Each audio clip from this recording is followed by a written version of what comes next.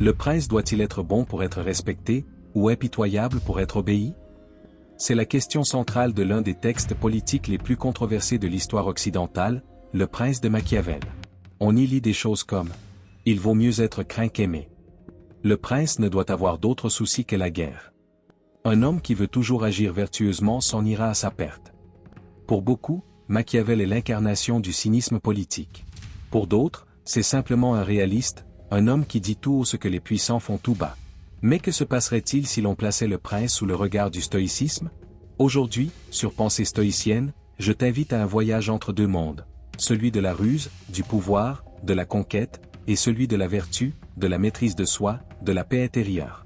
C'est l'heure de confronter Machiavel à Marc Aurèle. Qui était Machiavel? Nicolas Machiavel, penseur italien de la Renaissance, est né en 1469 à Florence. Fonctionnaire, diplomate, intellectuel, il observe de près les luttes de pouvoir de son temps, les familles, les papes, les rois, les trahisons. Le Prince, écrit en 1513, est une réponse directe à cette instabilité. Il ne parle pas d'idéaux, mais de stratégie. Ce livre, c'est presque un manuel de survie politique. Machiavel écrit à un moment où Florence vient de tomber entre les mains des Médicis. Lui-même vient d'être écarté du pouvoir, emprisonné, torturé.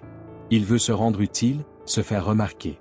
Et pour cela, il rédige ce livre qu'il dédie à Laurent de Médicis, avec ce message implicite. Voici comment un prince peut conquérir et garder son pouvoir. Le ton est sec, clair, tranchant. Machiavel ne dit pas ce qu'on devrait faire, mais ce qu'on doit faire si l'on veut réussir. Voyons quelques idées centrales du livre.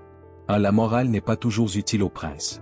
Machiavel écrit « Un homme qui veut toujours agir vertueusement s'en ira à sa perte ». Pour lui, dans le monde réel, la vertu seule n'est pas suffisante. Le prince doit savoir s'adapter, ruser, parfois mentir ou employer la force. 2. L'image compte autant que la réalité. Il faut paraître miséricordieux, fidèle, humain, intègre, religieux, mais il faut avoir l'esprit disposé à ne pas l'être. L'hypocrisie n'est pas un vice, dit-il, mais une stratégie. 3. Il vaut mieux être craint qu'aimé. Parce que l'amour dépend des autres, mais la peur peut être contrôlée.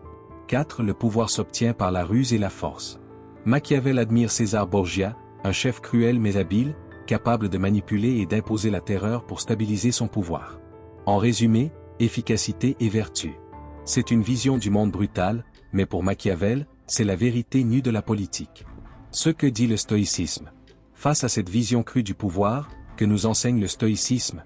Pour Épictète, Sénèque, Marc Aurèle, le but de la vie n'est pas le pouvoir, la domination ou la réussite extérieure.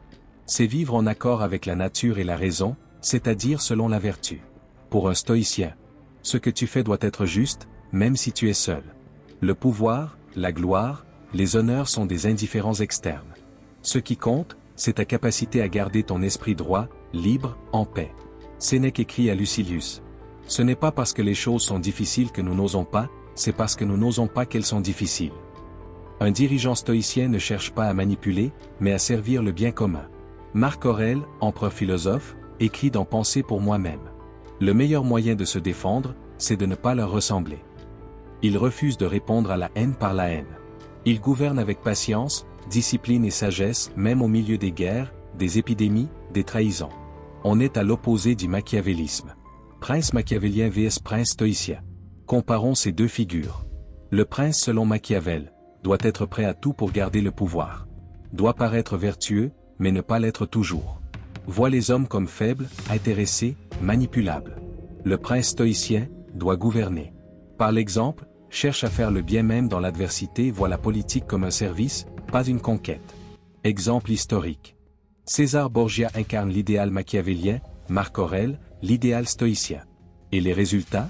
César Borgia finit trahi, malade, ruiné. Marc Aurèle reste un modèle d'intégrité plus de 1800 ans après sa mort. Quelle postérité est la plus solide? Celle du cynisme ou celle de la sagesse? Peut-on être efficace et vertueux?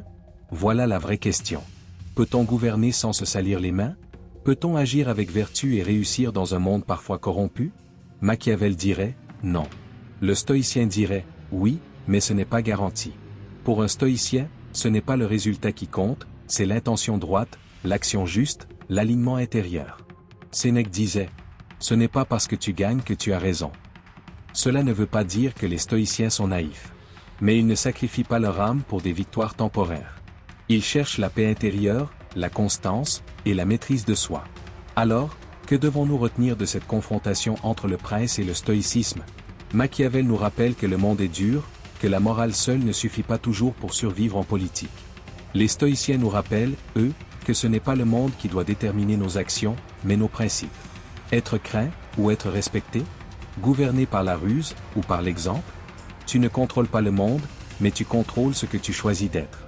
Et si la vraie force d'un prince, ce n'était pas sa cruauté, mais sa capacité à rester juste quand tout l'incite à ne plus l'être? Merci d'avoir suivi cet épisode de Pensée stoïcienne. Dis-moi en commentaire. Crois-tu que la vertu est compatible avec le pouvoir? Quel genre de dirigeant aimerais-tu voir gouverner ton pays? Si ce contenu t'a plu, n'oublie pas de liker, t'abonner, activer la cloche et partager cette vidéo. Et surtout, reste maître de toi-même.